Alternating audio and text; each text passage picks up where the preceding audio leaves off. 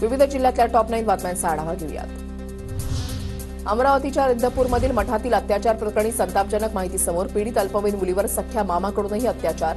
17 वर्षीय मुलीवर अत्याचार, मुलगी 8 महिन्यांची गर्भवती, पोलिसांकडून मामाला अटक।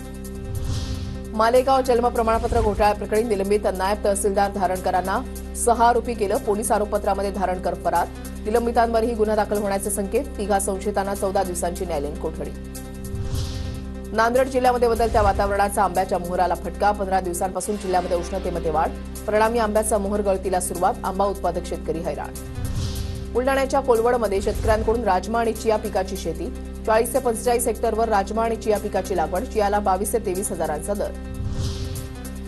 परभणीमध्ये कापसाला 7,250 रुपयांचा दर। अंतिम वेचणी करून बाजारामध्ये कापूस विक्रीकडे शेतकऱ्यांचा कल।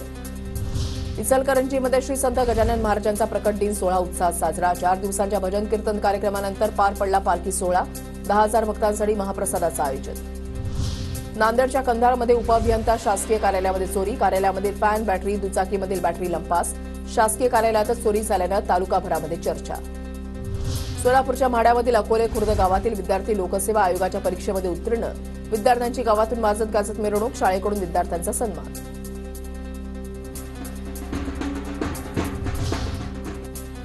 जालन्याच्या जाफराबाद आणि भोकरदन तालुक्यामधील 399 गावं आणि 61 वाड्यांमध्ये पाणी टंचाई। फेब्रुवारीतच अनेक गावांमध्ये विहिरींनी गाठला तळ। पाणीपुरवठा विभागाकडून टंचाई आराखडा तयार करणं सुरू।